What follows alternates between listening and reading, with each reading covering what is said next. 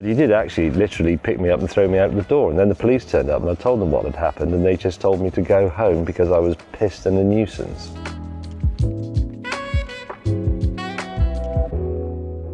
So, why this pub? Our Hoppity Cottage is in the next village next door, which is 3/4 of a mile away by the long road route, less if you walk over the field. And if this pub closed down, there wouldn't be a pub within walking distance of my house, in which case country life would be utterly pointless. Right, and when you bought your house, that was part of the deal, was it? Well, it certainly helped when we chose the house because we liked that village, and we'd also been to this pub. In fact, we'd stayed in this pub when we were looking around for somewhere to buy, and I knew this was a nice pub, and I couldn't have lived in a village that wasn't reasonably close to a pub. Our village used to have a pub, but in the 90s, it suffered the fate that this pub would have suffered before I came in, which it was redeveloped into a house, and there's a covenant on it to say that it can never be turned back into a pub. So as a result of that, our village has no pub. This is the nearest one. For you, briefly, what makes a good pub and why are they so important? Well, a good pub, in my view, is one that isn't hamstrung by ideas of what a good pub is, weirdly. So it doesn't need to be traditional. It doesn't need to have words like fair spelt with a Y. It doesn't need horse brass and things. There are some very oldie-worldy pubs around here which are actually very nice, and I like them because they're coggly, as we'd say in the West Country, a bit cockeyed and uneven. But I like a pub to be with the time. So this pub has modern food, if that makes sense. It has, the interior hasn't been allowed to stagnate. It's got modern furniture in it. It's quite cool, and it's, the walls are just white. It's nice and austere.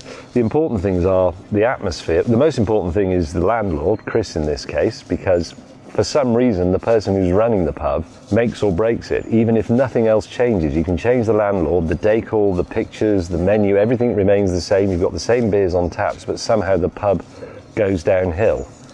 So this is an acid test of Chris, and a very important one. He's been very successful in other pubs that he's run.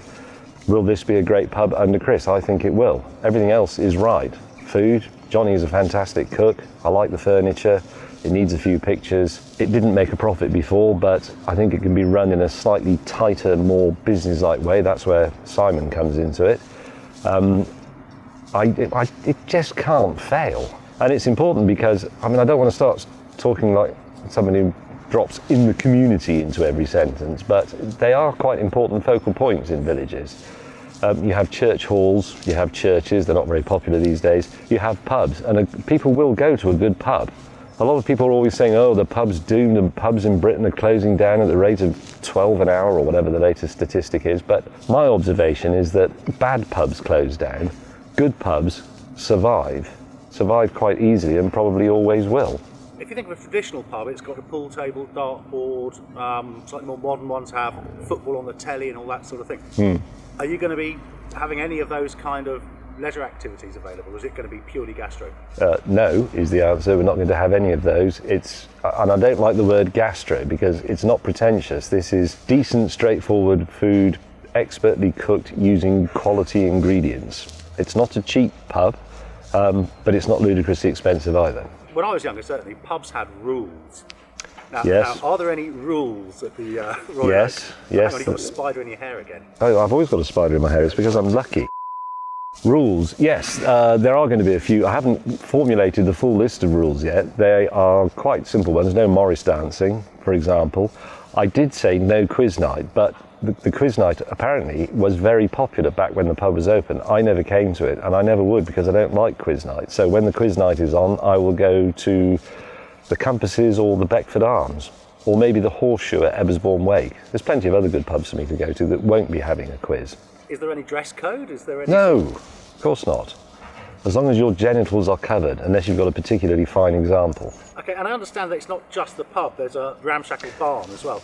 I think so. We've actually got two buildings. There's the old smokery over there, which isn't derelict, but it hasn't been used for a long time, and we've wondered if that could be a little barbecue station, or maybe even a smokery again, or something like that. And then over there, next to the car park, there is a small, I'm not sure it's a barn, I'm not sure it's a storage room. It's pretty dilapidated, but it could be restored, and it could be turned into a distillery, a microbrewery, a very microbrewery. It's only about the size of 3 single garages.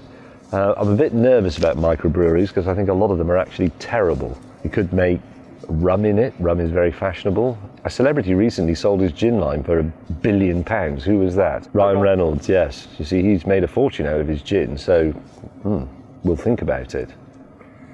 Or it could be the games room. We could put the pool table and the dartboard in there and people can just go there and we won't mention it. For you to break even, how many people need to come every day? I don't know, to be honest. That's sort of Chris's department, but it's very borderline. It's very difficult to make pubs profitable. I'm not in this to make a load of money. I know I would say that because that's what everybody says, but I'm not. I don't expect it will ever make a massive profit, if at all. It just needs to wipe its arse, as they say in business.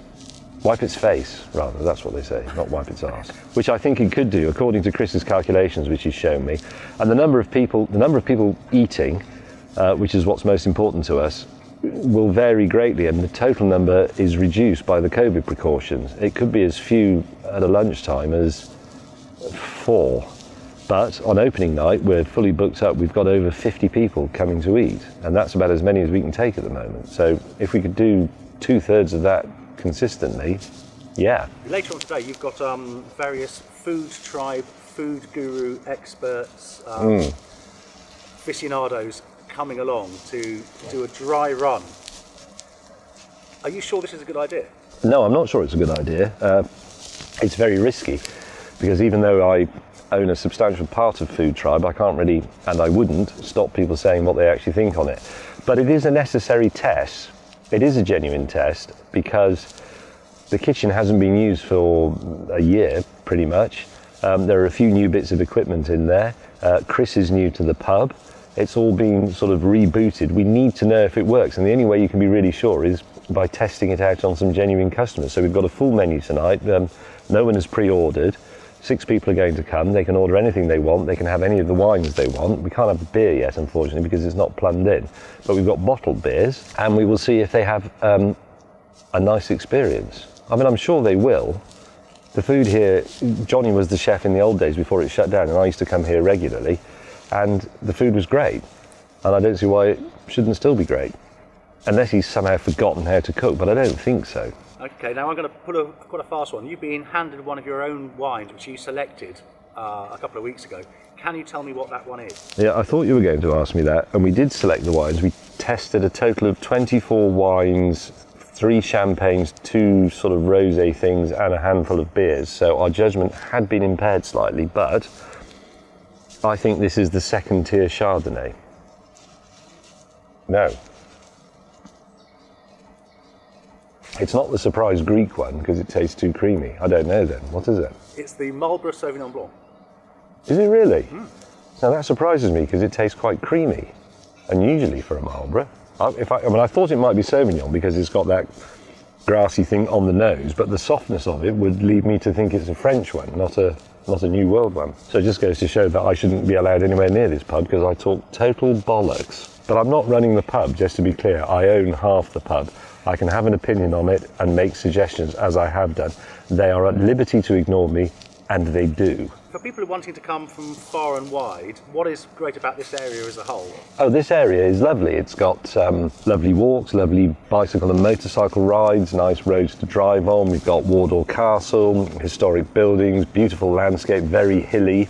You get great views. There's a lot of other nice pubs I can think of within a 3-mile radius, or a good vigorous walk, because there are a lot of hills. I can think of 1, 2, 3, 4, 5, 6, at least 6 really great pubs. I mean, there is pub rivalry, as there should be, but it's also a sort of mutually beneficial thing, the pub business around here, because they're all needed, because they're all village pubs, and the competition is healthy.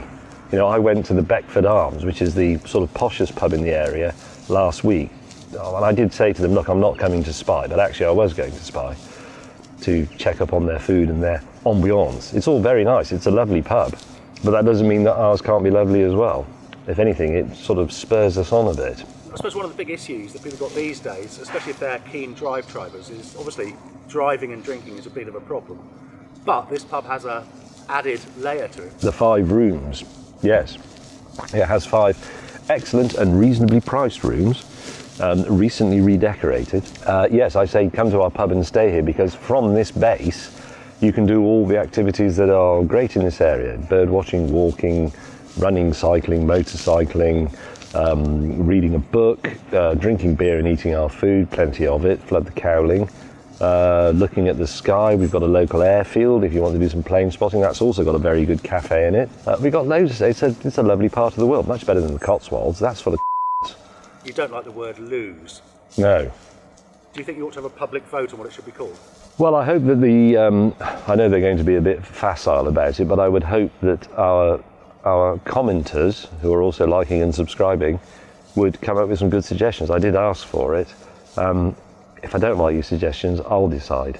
It is a tricky one. I mean, what do you call them? At home, I would say the bogs or the carsey, but that's going to be seen as a little bit vulgar. So lavatory is a little bit Victorian. Loo is awful. Toilet is just a disgusting word. Powder room is pretentious. Gents is a bit Edwardian. Ladies, gents, that's what do you actually call them?